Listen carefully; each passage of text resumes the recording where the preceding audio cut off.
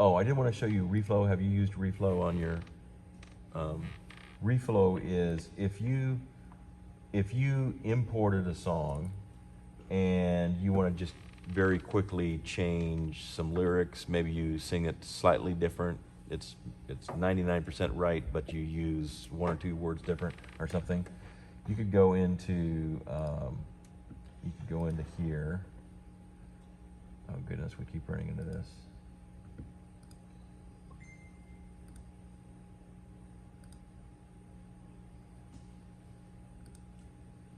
Okay, so let's go back to our show. So here I am on this song right here. If I wanted to go in here and let's just say I actually wanted to change this from 4 lines per to 2 lines per, but it's a song that I can't find from CCLI or whatever. I could go in my reflow and I could actually come in here and very quickly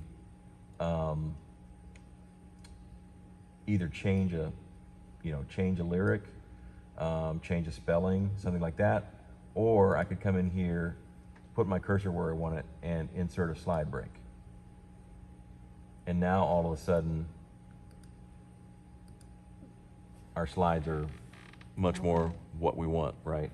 So sometimes you'll import a song, and it'll just be kind of a weird, you'll end up with a word, a one-word line or something really just silly.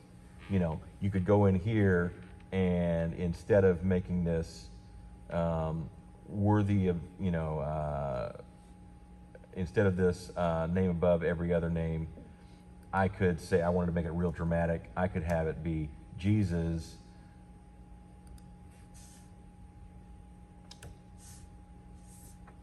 and format it like that, or whatever. But reflow is the simplest way to do that because you're looking at the whole song instead of going in edit slide, edit slide, edit slide, do one by one. That's nice. Yeah, this is a much quicker way of doing it. I use that a lot back when I was doing this because the person who one of the people on the tech team was a very, very skilled graphics design person, and she would get extremely upset if the words were in some weird combination of a short phrase and a long phrase, or a There's a box in the box. I understand. Right. I'm a little bit like that. I'm not extreme, but I'm. So I spent a lot of time in this screen fixing things, making everything back to to come out the way that I wanted to see it here. Frame on a frame. Yeah. Anytime you've gone up into this and you want to get back to your main page, the show icon is this view that you're used to. Okay. So that's probably about all the information that we can absorb in one. Maybe that's a lot. Yeah.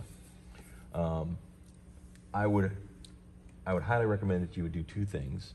You can download ProPresenter onto your own computer at home, totally free, and it actually is 100% functional.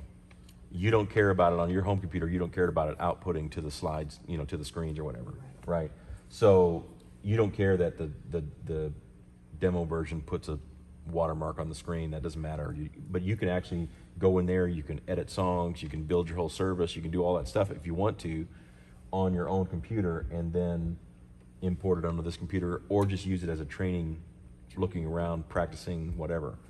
So I would recommend that you download it onto your own computer. And then the other thing is that I would recommend there is a ProPresenter has a bunch of good tutorials on their website. They have one that's called the Beginner's Guide to ProPresenter 7. It's like 45 minutes. Oh, wow. So what I would recommend is download the software and then put the video up on your phone or something to where you can be looking at the software on your computer at the same time the video is going, and that will probably do more to get you familiar with things quickly as anything. And then they have another video called volunteer operators tutorial. which is not so much like setting stuff up.